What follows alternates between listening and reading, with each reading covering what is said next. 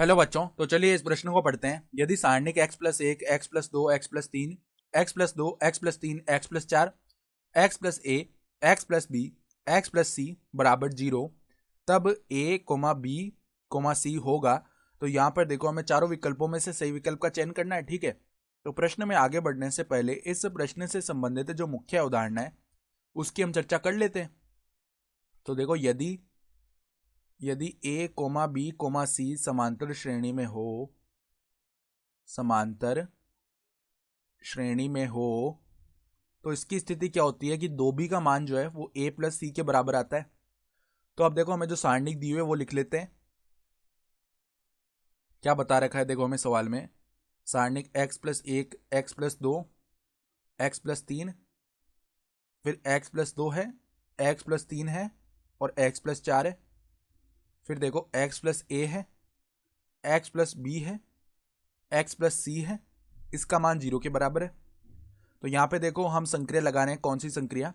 पहले हम क्या करते हैं, पहले स्तंभ को इस प्रकार बदलते हैं कि पहला स्तंभ माइनस में दूसरा स्तंभ, और दूसरे स्तंभ को इस प्रकार बदलते हैं कि दूसरा स्तंभ माइनस में तीसरा स्तंभ। ठीक है, तो अब देखो यहाँ पे क्या बनेगा, x+1 में से घटेगा x+2, तो केवल माइनस का 1 बच गया। अब x+2 में से घटेगा x+3, तो माइनस का 1 बच गया और x+3 बचा। ठीक है, फिर देखो यहाँ पर -1 आएगा, यहाँ पर -1 आएगा, यहाँ पर x+4 आ जाएगा।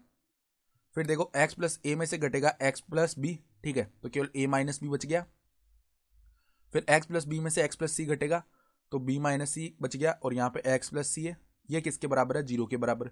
अब हम क्या कर रहे हैं, यहाँ पर देखो, जो पहला स्तंभ है उसको कैसे बदल रहे हैं, पहला स्तंभ माइनस दूसरा स्तंभ। ठीक है, तो -1 माइनस में माइनस का 1, यानी कि ये तो 0 बनेगा।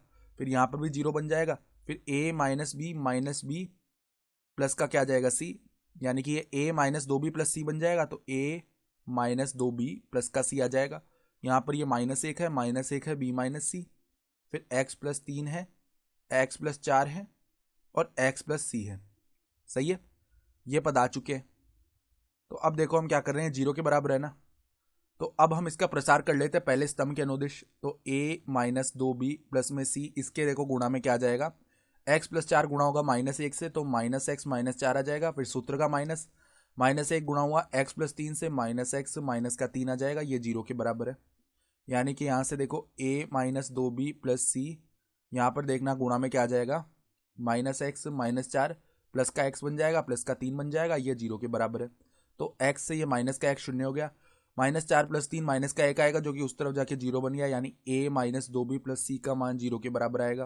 तो यहाँ से a प्लस c का मान जो है 2b के बराबर आ गया। इसका मतलब क्या है, ये किसकी स्थिति होती है कि a b c जब समांतर श्रेणी में होते हैं तब की स्थिति होती है ये, यानी कि विकल्प ए जो है वो हमारा सही विकल्प आ रहा है। तो आशा करता हूँ कि आपको ये प्रश्न समझ में आया होगा। धन्यवाद।